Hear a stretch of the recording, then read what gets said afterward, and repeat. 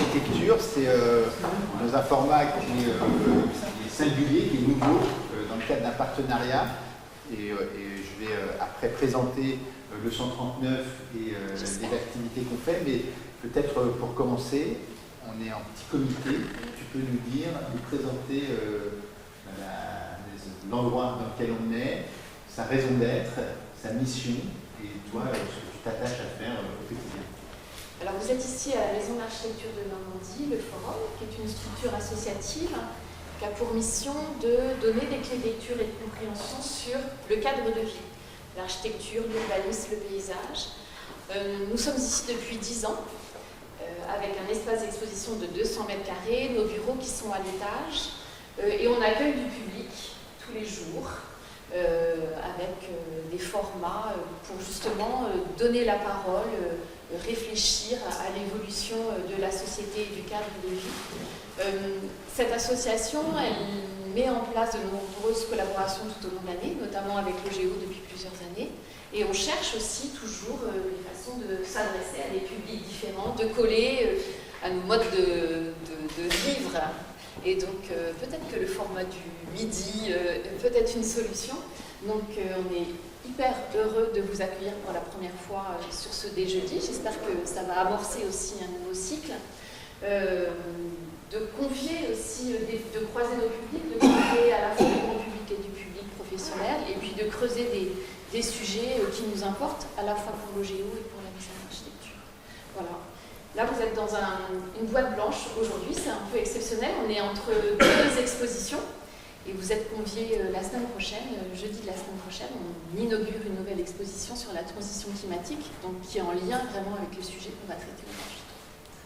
Et merci beaucoup pour ton accueil, ce qui permet de rebondir aussi en présentant le 139, puisqu'il y a quand même, je trouve, des similitudes, des points communs entre ce que vous faites ici à la Maison de l'Architecture et ce qu'on peut faire en toute humilité avec le 139. Déjà, en fait, nous le disons l'année prochaine aussi, le 139. Pour ceux qui ne connaissent pas, le 139, c'est donc un lieu qui se trouve au Havre, au rez-de-chaussée du siège social de l'OGEOSEN, qui est un bailleur social présent sur l'axe Seine, mais c'est surtout un lieu qui a pour vocation de penser les modes d'habiter. Alors toi tu parles de réfléchir au cadre de vie, nous on est sur la dimension habitat, habiter, mais je pense qu'il y a quand même plein de points communs, de similitudes, et tout l'enjeu c'est de se dire que demain, la manière dont on va habiter, c'est pas du tout la même que celle dont on habite aujourd'hui, et voir comment on peut l'anticiper, comment on peut commencer à capter les signaux faibles, comment on peut aussi expérimenter des nouvelles formes d'habiter. Et c'est ça qu'on fait dans le cadre du 139, en identifiant des thématiques comme ça qui nous intéressent, et puis après en les mettant en pratique à travers des formats donc, type conférence, type c'est des jeudis qu'on fait une fois par mois au Havre, et après sur des chantiers, des expérimentations plus pratiques. Donc c'est la première fois qu'on fait un hors les murs comme ça, et effectivement j'espère que ça annonce un peu un cycle qu'on aimerait. Je pense que c'est quelque chose qu'on aimerait bien faire plus souvent. Le prochain, ça serait en novembre, on n'a pas encore identifié ni la thématique ni l'intervenant. Et aujourd'hui, on va parler réemploi avec Sébastien Potier, qui fait le plaisir d'être ici. Et donc, avant de commencer à entrer dans le vif du sujet, merci à toutes et tous d'être là. Merci Anne de nous recevoir. Et on y va. On y va. Sébastien, à nous. Merci. Aujourd'hui, comme je l'ai dit, l'objectif du 139, c'est de réfléchir, de penser aux manières d'habiter de demain. Et le projet que tu portes à travers Grand Chantier apporte des éléments de réponse, en tout cas sur des axes très précis, notamment celui du réemploi, on va en parler. Mais peut-être pour commencer, te présenter aux personnes qui sont ici présentes, qui ne te connaissent pas, et nous dire qu'est-ce que c'est que Grand Chantier. Merci de m'accueillir, Maxence. Et merci l'OGEOSEN aussi, parce que mine de rien, Grand Chantier est né, a été impulsé dans le bureau de l'OGEO. En fait, le Grand Chantier, c'est la réunion d'acteurs de la filière. C'est né au Hangar Zéro, projet basé au Havre, c'est un laboratoire de la transition écologique, sociale et environnementale des basculements. C'est un laboratoire des basculements où on essaie de voir comment on peut évoluer et faire avec le monde qui va arriver, ou qui arrive. Et il y a un axe fort autour du réemploi au sein du hangar, et en fait, on voulait voir comment on pouvait capitaliser là-dessus en fédérant les partenaires pour essayer d'imaginer un acteur sur le territoire du Havre. Mais en fait, assez rapidement, le projet il a pris de l'ampleur, et l'école d'architecture s'est connectée, les équipes d'enseignement, des industriels, et on est arrivé à réunir les représentants de l'intégralité de la filière, et avec la volonté commune de faire monter en compétence la filière pour pouvoir mettre en place des solutions vertueuses, soutenables, dont le réemploi. Parce que le constat qui a été fait il y a 3 ans, 2 ans et demi maintenant, c'est qu'il y a des idées, il y a des opérations, mais on n'arrivait pas à faire le passage à l'échelle parce que sur une filière, c'est un ensemble de maillons, et s'il y a un maillon faible ou bloquant, on n'y arrive pas, ça bloque.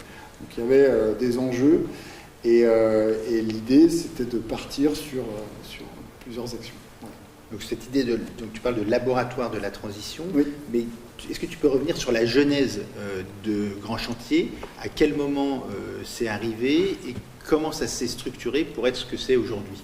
Qu'on comprenne bien vraiment d'où ça vient, Grand Chantier, et comment c'est composé. D'où ça vient? Ça vient de 2 envies, 3 envies même, j'ai envie de dire. Moi, j'étais au sein à l'époque de PERMAC, bureau d'études, plateforme d'échange de réemploi de matériaux de construction basée au Hangar Zéro. J'étais plutôt sur l'action de produire. À l'époque, on avait accès au bois près de caisserie de chez Siemens. En fait, on était en train de se rendre compte qu'au niveau du port, on avait des gisements de matériaux qui pouvaient être réintroduits et réemployés dans les métiers de la construction. PERMAC qui est une association? Association aussi, oui. Ensuite, on a Frédéric Denis, qui est un architecte havrais, mais qui a beaucoup de projets au Havre, en Ile-de-France, qui intègre du réemploi, des solutions low-tech. Et lui, dans ses projets, il y a toujours eu un coût, il expérimentait les choses.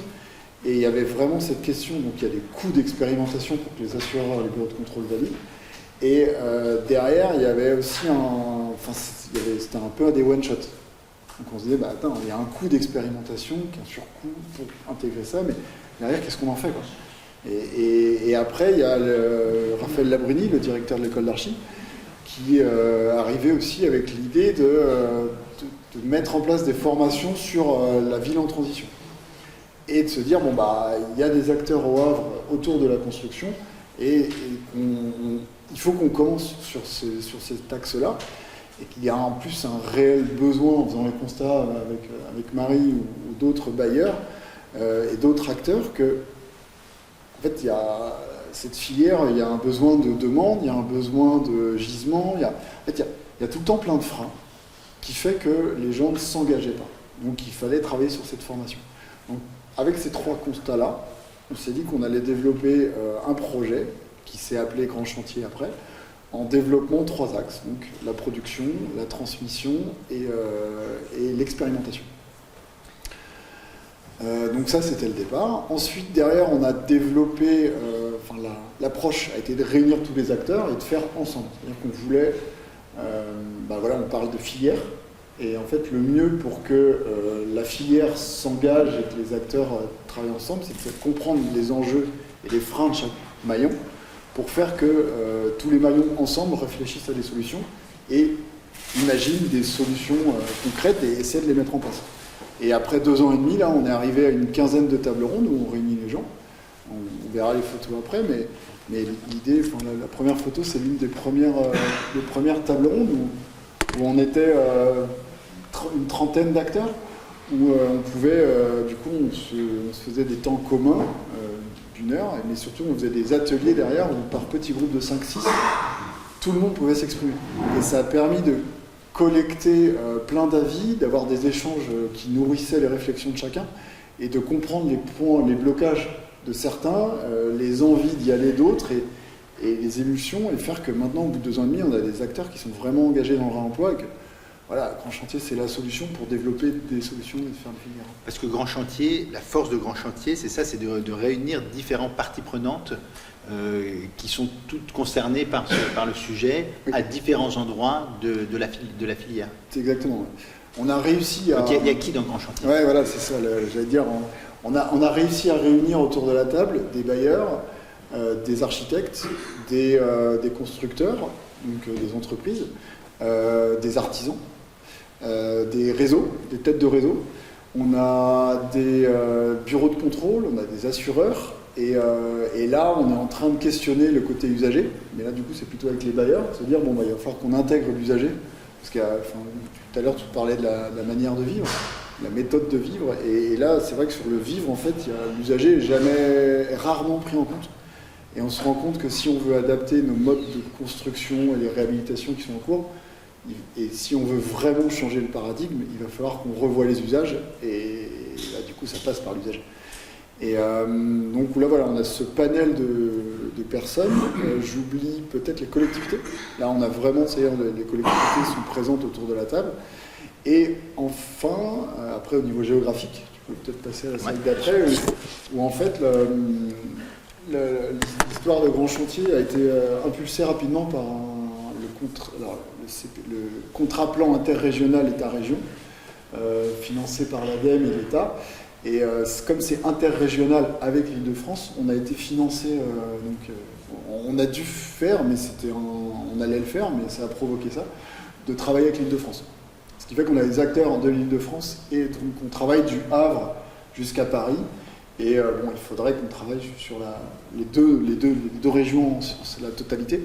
Mais on va dire qu'indirectement, on le fait via les têtes de réseau comme le Club Réemploi ou d'autres acteurs qui, eux, travaillent sur le reste de la Normandie. Mais je pense que tu as évoqué les 3 axes là, qui sont prédominants chez Grand Chantier. Est-ce que tu peux un peu par axe, nous expliquer, nous dire concrètement quelles actions en face vous menez avec Grand Chantier? Oui, même d'ailleurs, maintenant il y a 4 axes en fait, parce que historiquement donc, on faisait de l'animation. Et c'est vrai que là du coup animer va devenir est un axe fort. Donc l'animation pour nous, c'est le premier, et c'est les tables rondes, l'accompagnement des adhérents, pour qu'ils puissent monter en compétences et tester des choses qu'on veut mettre en place, et les accompagner eux dans leur montée en compétences. Ensuite, on a si je vais commencer par expérimenter par exemple, où je vais faire le lien avec la maison d'archi. On a récupéré l'ancienne exposition. Je ne sais pas si vous êtes venus, mais il y avait le passé recomposé, où il y avait 10 prototypes créés par des M1, donc des 4e années d'école d'archi, qui ont construit avec une enveloppe, ils ont acheté des matériaux en réemploi, et ils avaient l'objectif de construire sans contrainte de temps, normative et tout, c'était vraiment que du créatif, des toitures ou du bardage du mur, voilà, une protection de mur, à partir de matériaux de réemploi. Et là, l'idée, donc, dans expérimenter, typiquement, ça va être de récupérer ces prototypes-là. On en a sélectionné 5 sur les 10, et on va travailler avec des étudiants de l'INSA, de Rouen, à imaginer l'année prochaine le côté normatif, caractérisation de ces prototypes pour imaginer, l'intention est de voir la construction de petits modules à partir de ces gisements possibles, et voir cette construction réalisée par exemple des entreprises d'insertion ou des ESAT. Faire le chemin de la création qui a été créatif ici, et de voir comment on peut après le mettre sur un chemin plus normatif. C'est exactement ça. Ouais. Donc là, on est sur l'expérimentation. Et alors, juste quand tu dis on a récupéré, c'est qui on? C'est Grand Chantier, on est 2 actuellement, et après derrière, l'acte de récupérer c'est nous, après sur l'acte d'accompagner c'est des acteurs présents dans Grand Chantier, et là en gros on a en partenaire sur le projet, on a l'INSA, on a un assureur, la CMA BTP, on a Socotec, bureau de contrôle, et on a le CEREMA, donc du coup, j'ai fédéré ces acteurs-là autour de ce projet-là, tout le monde a mordu à l'hameçon, entre guillemets, et là ils sont intéressés pour y aller. Ce que je veux dire par là, c'est qu'effectivement, Grand Chantier, toi, vous impulsez ces projets-là et vous mettez après des acteurs autour de la table, ou en tout cas vraiment les mains dedans pour pouvoir réaliser les projets. Oui, tout à fait. Grand Chantier... C'est pas une équipe de 15 personnes, non, Grand non, Chantier non, qui... on est vraiment que deux. On a eu un financement pour créer de l'animation. Et là, l'enjeu de notre développement, c'est de fédérer les acteurs qui sont présents au sein de Grand Chantier, qui participent aux tables rondes, pour passer à l'action, j'ai envie de dire, de faire du concret.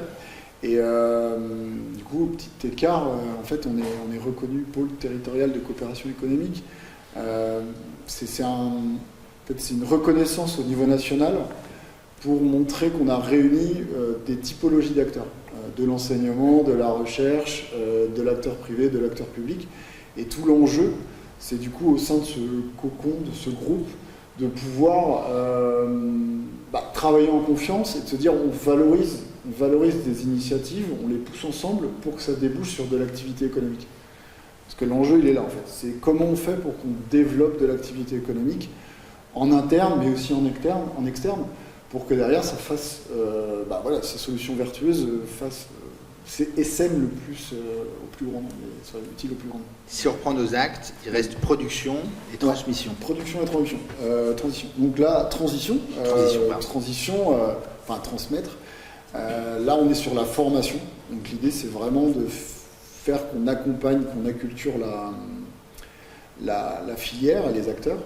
Donc on va commencer par des ateliers de sensibilisation, concrètement. Là, on voudrait, donc à la résidence où je vous présenterai le projet Pourquoi ? Pour les maîtres d'ouvrage, pour les maîtres d'œuvre, pour tout le monde. Okay. Là, l'idée, c'est vraiment de se dire, on est tous concernés, on habite tous dans une maison, on est tous logés, on est tous dans des bâtiments. Donc on a tous besoin de soit d'être acculturés et après de s'engager dans des formations ou au moins pour transmettre. Donc on va avoir des actes de sensibilisation, on va avoir des actions de formation spécifiques, réemploi, la terre, les low-tech aussi. Mais après, je pense qu'on va encore ouvrir au fur et à mesure du développement. Et après, on veut aussi ouvrir des modules spécifiques pour des groupes, pour des écoles. Et après, organiser des journées un peu spécifiques à la demande, voilà, dans le lieu qu'on a là-haut, la résidence. Voilà. On va parler juste après. Et en attendant, et après, produire. Oui, produire. Et après, produire, voilà, vous avez pu voir, expérimenter, produire. Ce qui est un peu contradictoire, non, avec la dimension de réemploi. Exactement. Mais c'est aussi pour titiller, j'ai envie de dire, où on va produire avec les éléments existants. Enfin, le réemploi, c'est utiliser les gisements présents, voir les bâtiments comme un lieu de ressources, c'est pas un nom, on détruit et on met à la déchetterie. Et donc en partant de là, on va pouvoir produire nous en interne. Donc on a déjà de la construction, on a de la production à faire dans notre lieu, on a récupéré un lieu. Et après, on a aussi toute la partie accompagnement sur le territoire. Au Havre, on est en train de réfléchir à la mise en place d'un acteur du réemploi pour qu'il réponde aux besoins. Donc, on accompagne l'étude qui est portée par l'adresse actuellement. C'est la même étude qui a été réalisée il y a 10 ans sur le territoire de Rouen pour faire naître les bâtiments qui viennent malheureusement de fermer, qui sont en train de fermer là, mais qui vont sûrement renaître de leur cendre à un moment donné sous une autre forme. Mais l'idée, c'est d'avoir ces mêmes acteurs là sur le Havre. On questionne aussi sur produire le côté plateforme logistique. Là, on voit une image, on voit une sorte d'hangar entre Mantes-la-Jolie, au-dessus de Mantes-la-Jolie, où en réfléchissant sur cet axe avec les acteurs, on s'est rendu compte que si on veut faire émerger la filière, on a besoin d'un stockage.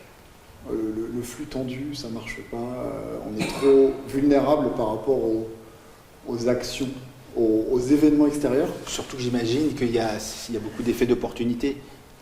La possibilité de récupérer tel ou tel matériau sur un chantier, il faut pouvoir... Oui, en fait, il y a des envies, là. Tu vois les gisements, tu dis « tel matériau serait hyper intéressant et tout ». Mais après, il faut aussi accompagner la projection.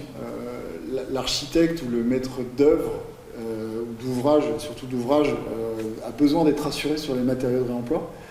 Et se dire, si je fais un projet dans 3 ans, je veux être sûr d'avoir ces matériaux à disposition en réemploi.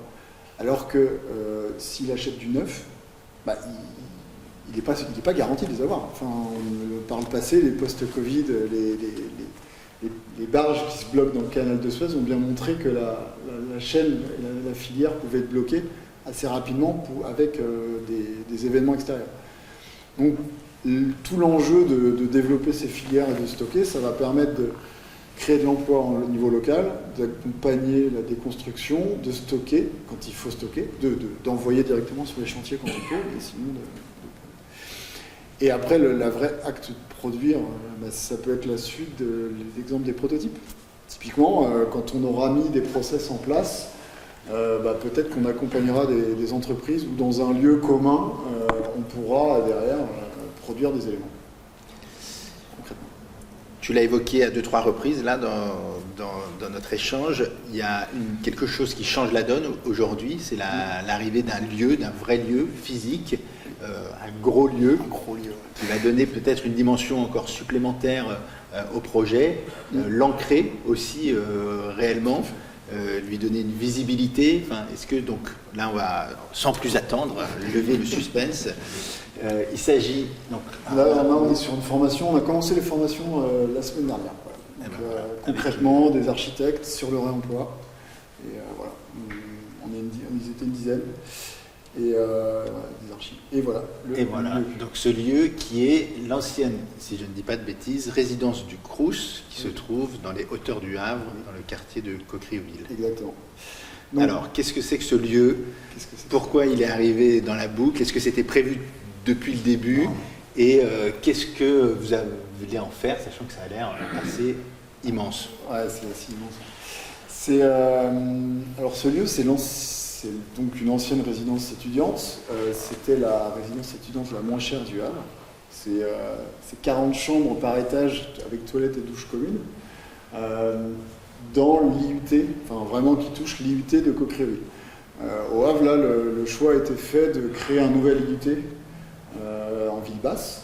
Donc on est sur un bâtiment amianté, enfin sol amianté. Et donc la réhabilitation et l'usage sur les 5 prochaines années n'allaient pas rentabiliser ces travaux. Donc le Crous a décidé de ne pas le réhabiliter, de le libérer, de le redonner à l'État et d'aller construire une résidence en ville basse. Donc on s'est retrouvé le 1er juillet l'année dernière avec l'opportunité de le visiter le jour où le Crous redonnait les clés à l'État. Et l'État était prêt à nous donner les clés tout de suite. Prenez. Allez. Parce qu'en fait, on est sur un bâtiment de 5600 mètres carrés à peu près. Il y a 6 niveaux, de logement. Il y a 240 chambres de 8 mètres carrés. Il y a un rez-de-chaussée, pareil, de 650 mètres carrés, un plateau. Et on est sur un bâtiment en béton, des cloisons en briques avec du plâtre, de l'amiante au sol. Voilà, c'est pas un cadeau au démarrage, en tout cas, et qui est isolé dans la ville et qui potentiellement commence à être squatté. Donc il y a un vrai enjeu d'occupation d'espace et d'utilisation et de valorisation. Nous, quand on a vu le bâtiment, on s'est dit que c'était génial parce qu'en fait, ça répond à des enjeux de passage à l'échelle de la filière. On peut se projeter dans un bâtiment d'immeuble avec des logements. Bon, là, c'est des tout petits logements, mais on peut réhabiliter. Il y a une problématique d'amiante qu'on retrouve souvent dans les bâtiments des années 60-70. Nous, sur l'amiante, on a décidé de faire avec. On va imaginer, parce que les cloisons donc, sont en briques plâtrières, donc plâtre de chaque côté, briques creuses. On souhaite concasser les briques différentes tailles pour pouvoir créer une chape sèche et recouvrir l'amiante. Ce qui fait qu'on fait avec, et on ne va pas créer plus de déchets qu'on pourrait. En tout cas, on va essayer de limiter au maximum. Et on va pouvoir tester. Là, l'idée, c'est de tester sur les 3 ans. On est en convention d'occupation précaire avec l'État, mais on devrait pouvoir, j'imagine, pousser sur les 5 prochaines années. On va pouvoir tester la construction de logements soutenables à petite échelle. On va pouvoir, là pour l'instant on n'occupe que le rez-de-chaussée, le premier étage, mais en fait déjà dans le projet depuis 6 mois on se rend compte que peut-être qu'il va falloir qu'on réfléchisse au 2e étage pour l'année prochaine. parce qu'il y a des occupants. Mais donc, concrètement, pour qu'on comprenne, vous allez occuper le rez-de-chaussée plus en atelier de production, Alors, et après les étages vraiment pour les réhabiliter en résidence, en logement, en atelier, quelles sont les projections? La projection concrète, alors ça c'est la projection finale. Ok, bon, on va commencer par la fin, et après on... Non mais pourquoi pas, si on part sur la fin, là le rêve dans 5 ans, ça va être d'occuper l'espace au global. De se dire qu'on se retrouve avec un bâtiment qui représente la construction sous table. On a intégré à l'intérieur la construction sous table, on est capable de faire en respectant les limites planétaires. Et de vivre dedans en respectant les limites planétaires. On se rend bien compte que la barre elle est hyper haute. Il y en a qui ont essayé sur la low-tech, dans un appartement de 26 mètres carrés, ils n'y sont pas arrivés. Donc en fait on se rend bien compte qu'il y a des vrais enjeux. Peut-être que le passage à l'échelle, on a échangé avec eux, peut-être que le passage à l'échelle et travailler sur des très gros volumes va faire que quand on mutualise les usages, eh ben, on peut peut-être réduire encore son empreinte. Et donc on voit un peu toutes les thématiques dont on a besoin de travailler dans un logement, des usages, pour pouvoir atteindre cet objectif-là. Donc là, on va pouvoir, nous, maintenant, à une échelle beaucoup plus petite, imaginer de travailler sur chaque thème. Et donc concrètement, au rez-de-chaussée, on va avoir donc des bureaux classiques, une zone de vie, une zone de formation. Derrière, on va avoir des zones d'atelier. On va avoir un peu de stockage des matériaux. À l'étage, on va commencer, modèle économique et rentrée d'argent privé, on va louer un peu d'espace, mais on voudrait louer d'espace pour des résidents, parce qu'en fait, on a des artistes, une petite résidence d'artistes, pour imaginer, on a besoin d'acculturer. Et l'acculturation passera par rédiger, écrire, raconter, mettre des récits en place pour les différents publics. Et donc là, les artistes sont les bienvenus pour ça. Ensuite, on va pouvoir aussi accueillir des bailleurs et imaginer la mise en place peut-être de logements tests ou de solutions test. Et après, il y a aussi l'idée de faire que ce soit un vrai atelier pour tout le monde. Donc le bâtiment est à côté de l'UIT, mais aussi entouré par l'UIT, mais aussi entouré par le lycée Schumann-Perret, qui est un lycée général et technique. Et là, on vient de créer le lien avec ce lycée-là. Et là, typiquement, ce lieu à la rentrée va être le lieu d'atelier pédagogique pour les jeunes, avec les profs et accompagner l'entreprise extérieure. Donc là, on est sur tout ce qui est GTB, GTC, Alca et compagnie, NJ et la CRAM et FAGE, vont venir accompagner les jeunes pour s'immerger directement dans le lieu et voir ce qu'il en est, faire du curage. Reproduire les différentes étapes de comment on travaille sur un bâtiment, comment on déconstruit, comment on pourrait imaginer se projeter avec des contraintes et après reconstruire. Grand Chantier n'a jamais aussi bien porté son nom avec ce projet. Je te confirme, on fait l'inauguration le 1er octobre. Ok. On s'était projeté sur une... C'est une inauguration ouverte au public? Inauguration ouverte au public avec l'invitation de nos grands financeurs et de nos grandes personnes pour pouvoir qui sont inaugurer. Le Hervé Morin, préfet de région, en gros, nos financeurs. C'est important de le dire, c'est de montrer qu'il y a une dimension on a une grosse dimension politique forte, que c'est porté, que c'est regardé. C'est regardé, c'est accompagné. Là, sur les 2 dernières années, maintenant, on va passer à la deuxième phase. Donc, je ne sais pas comment ça va être porté et accompagné. Donc, on veut marquer le coup le 1er octobre pour remercier et rendre compte de toutes les actions et de toutes les boucles qu'on est en train de créer avec tous les acteurs. Parce qu'en fait, on est sur un lieu où on connecte et les gens font des choses ensemble. Donc c'est hyper intéressant. Et l'idée du 1er octobre, au démarrage, c'est qu'on s'est projeté en janvier en disant on va inaugurer la zone bureau, salle de formation qui sera finie. Bon non, en fait, maintenant, on va inaugurer un chantier.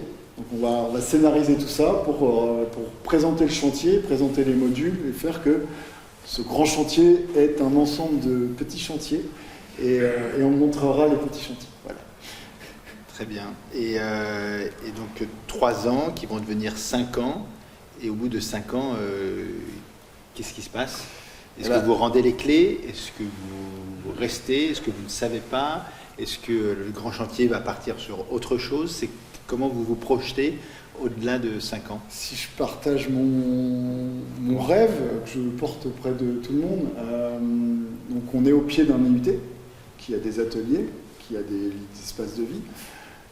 Les discussions depuis une petite année, c'est de se dire qu'on a besoin, mais comme dans toute ville, on a besoin d'un gros pôle de la transition, des basculements, pour accompagner les professionnels et les citoyens dans l'adaptation de ce qui va se passer.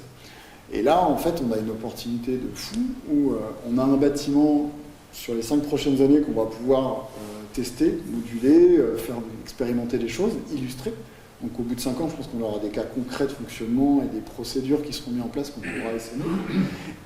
Et en bas, on aura des ateliers qui vont se libérer. Donc on pourra imaginer que dans 5 ans, on aura trouvé un modèle économique pour potentiellement racheter à un tout petit prix ou récupérer gratuitement cet espace pour pouvoir le réhabiliter, parce qu'il aura besoin d'être réhabilité à l'échelle et ressembler peut-être à ça, avec des logements, avec des occupations, et nous, on pourra imaginer faire 15 mètres, aller dans l'atelier, aller dans les salles de classe, pour pouvoir produire à plus grande échelle, ou accompagner les acteurs qui produisent à plus grande échelle, et occuper les salles de classe pour pouvoir former et tout ça. Donc l'idée, je pense que là, on aura un lieu qui sera beaucoup plus vivant et beaucoup plus étalé, et on sera beaucoup plus d'acteurs, et on sera sûrement une grande coopérative, ou voilà, mais une forme un peu, enfin vraiment autour de la coopération, qui fasse que on développe des activités. Merci. Est-ce que je vais passer la parole au public? Est-ce qu'il y a des questions à poser ici à Sébastien? Je vous en prie.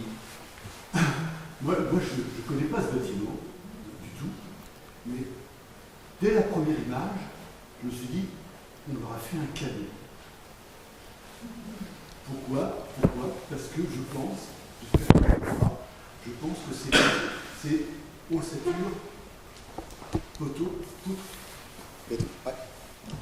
Donc, quand une ossature poteau-poutre, comme ça, c'est un régal pour faire du réaménagement, et c'est aussi un régal pour utiliser, puisqu'en fait, l'ensemble des matériaux qui sont entre les poteaux et les poutres, enfin, entre les poteaux d'abord, nécessairement, c'est de la démolition qui va mettre en jeu des quantités de béton importantes, et tout au moins qui peuvent être déclassés, enfin, broyés comme on l'a fait pour les routes, comme on l'a fait pour Criouville. Il y avait une carrière qui s'appelait, je ne sais plus comment elle s'appelait, cette carrière-là, il y a une trentaine d'années.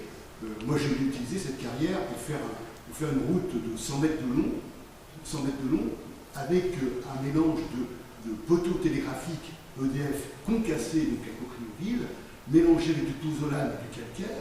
Et donc, c'est une route qui, depuis 25 ans, marche très très bien, parce que, en plus, elle est perméable, donc elle est un peu gélif, mais en même temps, c'est du matériau de récupération qui coûte pratiquement rien. Donc là, on peut moduler à l'intérieur en poteau-poutre sans problème. Ouais, c'est ça. Non, mais je rebondis. C'est vrai que c'est un vrai cadeau qu'on a. Alors après, pour corriger, là, à l'intérieur, on est quand même sur de la brique avec plâtre. Et le plâtre, c'est une matière non inerte. En fait, on ne peut pas le remettre dans la nature comme ça. Donc on a une vraie problématique. C'est un déchet ultime. Donc tout l'enjeu, c'est que ce déchet reste dans le bâtiment. Et en fait, on a été challengé par un nouvel adhérent là, qui est désamianteur dans l'une de ses métiers, dans un de ses métiers, et quand on lui a expliqué ce qu'on avait fait, on a fait ok, c'est malin. Le fait de recouvrir le sol. Mais par contre, on a eu d'autres retours sur des bailleurs, un bailleur, Alcean, qui du coup a fait des chapes sèches dans des bâtiments, mais avec la même granulométrie, et ça pose des problèmes de sol. Donc en fait, on se rend bien compte que parler d'une problématique avec plein d'acteurs fait que derrière, on va arriver rapidement à une procédure qui tienne compte de toutes les problématiques du passé et qui fasse qu'on a quelque chose qui soit valable. Et c'est le bon exemple mais c'est un cadeau, c'est clair. Il y a le tapis rouge. Est-ce qu'il y a d'autres questions à poser à Sébastien sur le projet? Moi, je vais intervenir. Je travaille dans le monde hospitalier. Je suis content, je travaille sur le regard zéro en tant que bureau de contrôle il y a quelques années. Ok, d'accord. Voilà. Alors, je suis content sur ce bâtiment parce que j'ai habité pas loin, en vrai, juste en dessous, j'ai joué au basket sur le terrain. Vous n'avez pas dormi dedans? Non, j'avais des potes qui dormaient dedans, mais bon,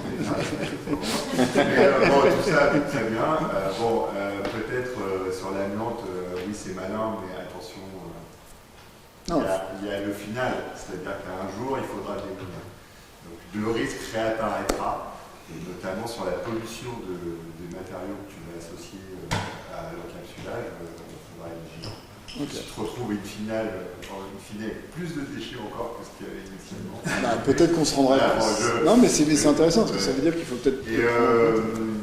Non, alors moi j'ai deux questions. Alors j'ai une proposition, c'est que les éoliennes, moi j'en ai fait à Dieppe, sur l'hôpital de Dieppe il y a 15 ans. Bon, le résultat est moyen, mais si vous avez besoin d'éoliennes, comme ça, de toi, il y en a à Dieppe. Je note. La question qui se posait à l'époque, c'est si on doit les démonter, ça coûtera plus cher que les resteront là-haut. Mais bon, mais tu as 2 ou 3 éoliennes de ce type-là, le Dieppe ont été débranchés qui tournent dans le vide, qui produisaient un tout petit peu. Mais il y a ça. Et puis sur ces bâtiments-là, moi, je travaillais sur l'hôpital de Lisieux, donc sur un gros bâtiment, 30 000 m², qui est en tripode, mais qui est le même genre d'aménagement. Et moi, sur le low-tech et la réutilisation, donc c'était vraiment la stratégie qu'on avait mis, donc le bâtiment va être réhabilité. Il y a un truc que j'aurais voulu bosser, j'ai pas réussi à trouver des acteurs, c'est le renouvellement d'air sur les bâtiments qualité de l'air intérieur, notamment au milieu hospitalier, on a d'énormes besoins, mais en habitation aussi. Mais moi, je me dis toujours sur des grandes barres comme ça, pourquoi on n'arrive pas à réfléchir sur le naturel en utilisant des gradients entre le bas et le haut. Alors là, c'est beaucoup d'ingénierie, mais parce qu'à un moment, remettre des grosses centrales de traitement d'air sur des gros volumes, on voit bien où ça nous emmène dans des impasses aussi. Alors que là, il y a des vraies opportunités de par les différences de pression naturelle entre le bas et le haut. Est-ce que vous avez réfléchi à ça, sur ce côté-là? On n'a pas réfléchi à ça, mais on l'a noté dans la phase d'expérimentation de la résidence. Là, on a un vrai pôle d'expérimentation. Et en fait, Frédéric Denise met en place des cheminées solaires sur ces bâtiments en Ile-de-France. Et là, typiquement, le bâtiment il est orienté en longueur nord-sud. Presque nord-sud. Et ce qui fait qu'on a une face sud qui est fermée, qui est similaire à celle-ci.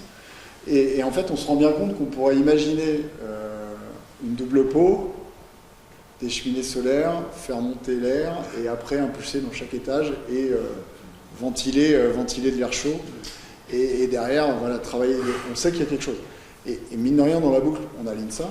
Et l'INSA n'est que de demandeur. Parce que moi, j'ai des plans, j'ai un bâtiment, et maintenant, on va pouvoir se lancer dans des recherches et des expérimentations techniques pour se projeter là-dessus. Et c'est noté. Et sur les gaines intérieures, vous n'avez pas identifié des gaines? En fait, il n'y a rien du tout. En fait.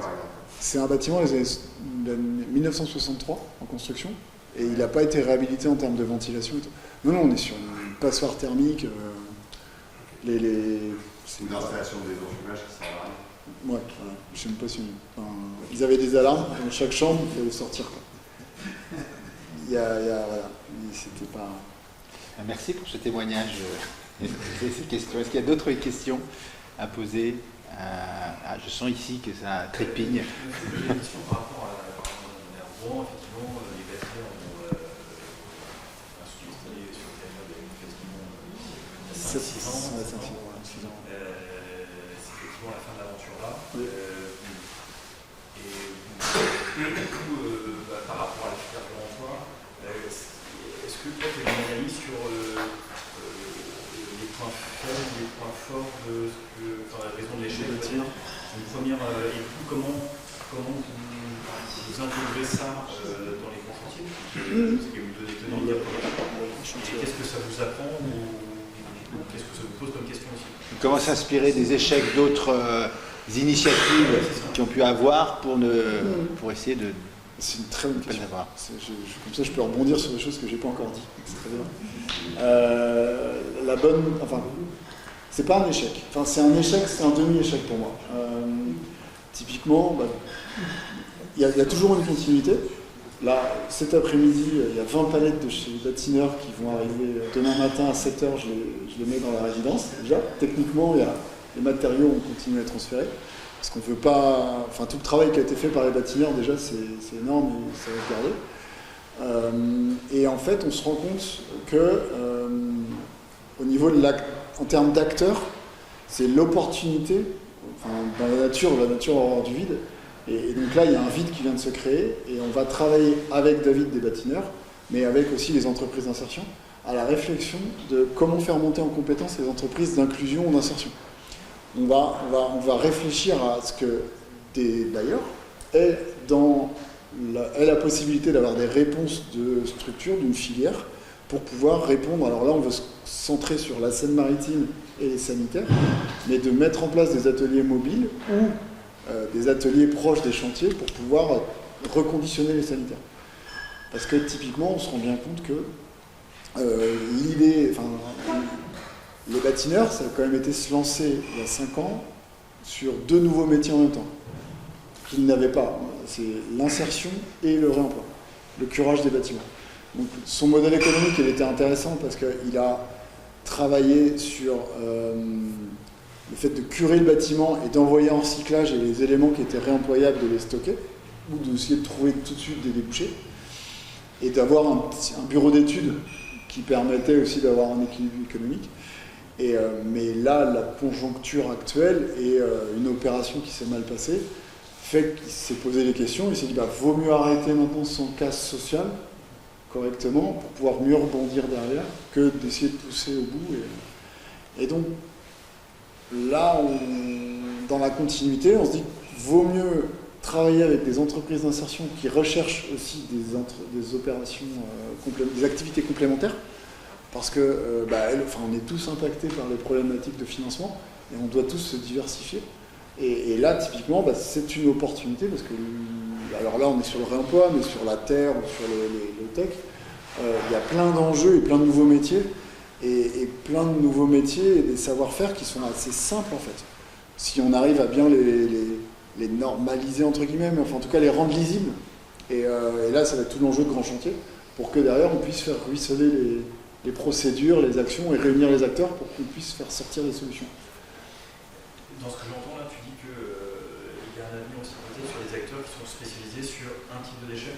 Par exemple, il des sanitaires, etc. J'espère que tu aurais cette expertise Alors, ouais, non, mais t'as raison, mais en fait, on se lance sur un, parce que là, tu vois, on a réfléchi avec les acteurs de l'insertion, l'acteur qui accompagne les entreprises d'insertion dans leur modèle économique, et David des bâtilleurs, il nous dit tous ensemble là que si on veut se lancer dans cette aventure-là, on se lance dans quelque chose qui n'existe pas. Se réunir plein de gens et de se dire, on va monter une filière qui va répondre à des besoins d'un territoire sur le réemploi. Donc, vaut mieux se limiter. Donc, le territoire, on le limite à la Seine-Maritime. L'objet, on va se limiter aux sanitaires, parce qu'on sait que c'est possible. Les ateliers, on voit, il y a différentes techniques.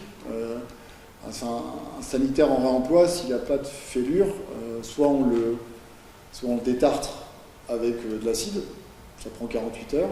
Là, il y a des acteurs qui sont en mode privé, qui font de l'ultrason, c'est 20 minutes. Mais bon, la machine, elle a un coût énorme. Donc on sait, et du coup, il y a besoin de moins d'emplois. Donc il y a un équilibre à trouver entre les acteurs pour savoir à quel prix on est capable de sortir un sanitaire en réemploi propre, prêt à l'usage, à un prix acceptable par le marché, et qui a généré le plus de bénéfices au niveau économique et environnemental. Donc là, il faut qu'on trouve tout ça. Et là, en fait, on se rend compte qu'il y a de la R&D sociale, de la R&D environnementale, technique, et il vaut mieux se concentrer sur un produit, de mettre en place la méthode, et après, on pourra démultiplier. Mais l'enjeu, c'est de... Oui, à la fin, on peut trouver. Ah, oui. Peut-être avant de conclure, j'aimerais bien passer la parole à... Ah, il y a une question là.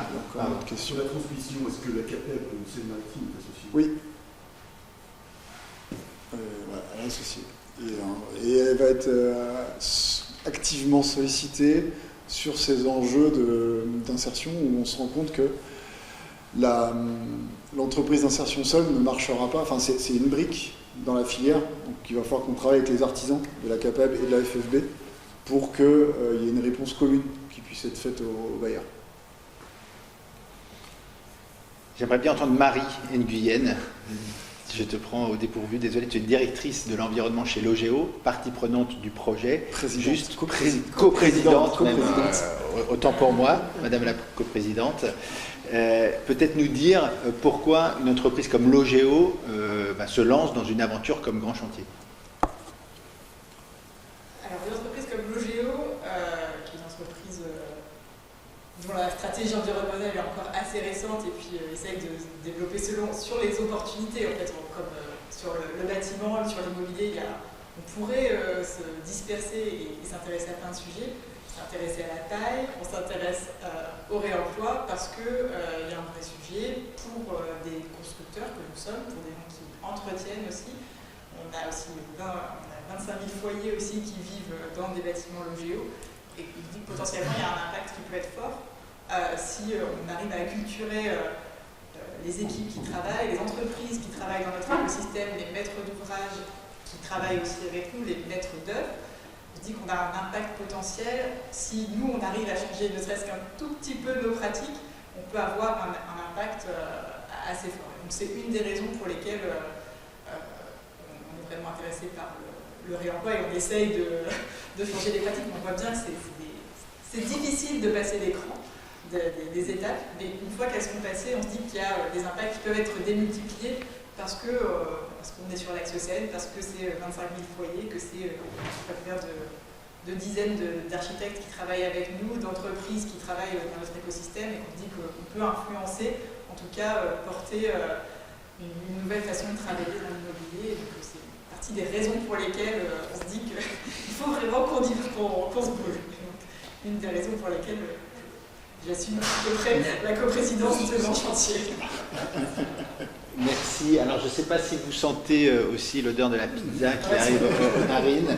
Je vous propose qu'on continue d'échanger, mais peut-être de manière plus informelle, en mangeant un petit morceau, pour ceux qui souhaitent rester juste à côté. Avant de nous quitter, encore un grand merci à la Maison de l'Architecture de nous avoir accueillis pour cette première, et à toutes les équipes Maison de l'Architecture, Logeo, de rendre cet événement possible. C'est toujours beaucoup de techniques, d'organisation, et on est très heureux de le faire. On reviendra en novembre à la Maison de l'Archi, à suivre. Et si vous voulez suivre l'actualité du 139, il faut flasher ce QR code. Le 25 juin, on reçoit la directrice du Volcan au Havre. Alors, c'est l'occasion peut-être d'aller faire une petite journée au Havre, un petit plouf à la mer, et d'écouter ce qu'elle va à nous dire sur l'art dans la ville. Et le 2 juillet, on a Pauline Vendôme qui va nous parler également de réemploi, mais à travers le prisme d'un autre projet au Havre qui s'appelle le Val-Soleil. Voilà pour clore l'année. Et puis après, on repartira sur la nouvelle saison à la rentrée. Merci à toutes et tous d'avoir été présents et bon appétit. Merci.